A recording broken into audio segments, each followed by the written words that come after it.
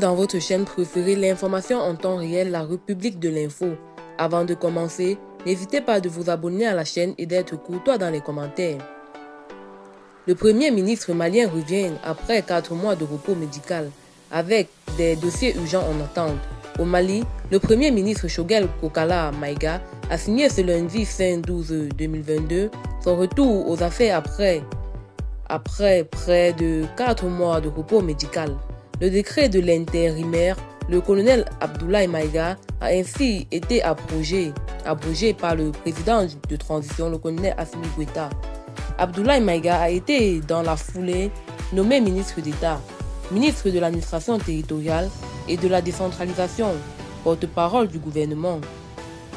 D'après le décret présidentiel lu à la télévision nationale dimanche soir, c'est lui qui assumera l'intérim en cas d'empêchement ou d'absence du Premier ministre Choguel Kokala Maïga. En attendant, plusieurs dossiers sensibles attendent Choguel Kokala Maïga de retour à la primature. La lutte contre le terrorisme. Parmi les urgences du moment, il y a bien entendu la lutte contre le terrorisme. La sécurité est d'ailleurs la priorité numéro 1 des autorités de la transition malienne.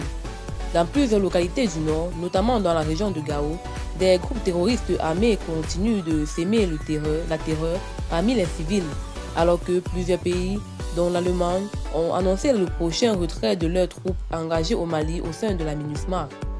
Le respect du calendrier électoral. Les autorités de transition ont présenté en juin 2022 le chronogramme censé mener le Mali à 4 élections majeures.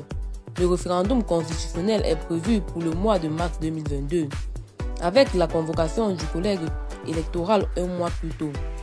La convocation du collège électoral en mars 2023 pour l'élection des conseillers des collectivités territoriales prévue, elle, en juin 2023. Le premier tour des législatives est fixé à octobre 2023 et le second au mois de novembre. L'élection du président de la République doit se tenir en février 2024. Le collège électoral sera convoqué pour cette élection en octobre 2023. Mais 6 mois après la publication de ce calendrier, beaucoup de Maliens dénoncent la lenteur du processus. Pour Amidou Doumbia du parti Yelima, le respect du chronogramme électoral est capital. Nous espérons que le revenant pourra jouer son rôle et puisse faire face aux défis qui assaillent notre pays, déclare-t-il.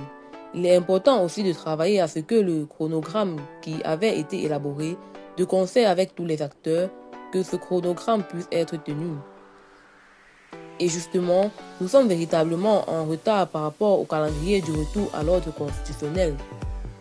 Les défis sont là, nous allons observer et on évoluera au moment opportun. Augmentation du pouvoir d'achat.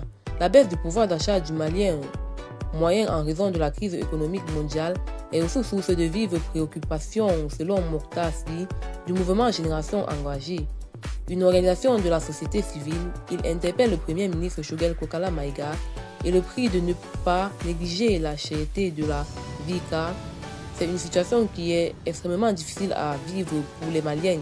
Il dénonce la flambée des prix des denrées de première nécessité qui, d'après Mokhtar Sy, fait que ses compatriotes ont vraiment besoin de sentir la solidarité des autorités. Eh bien, c'est tout pour cette note d'information. N'hésitez pas à mettre en commentaire vos impressions et à très bientôt pour une nouvelle note d'information.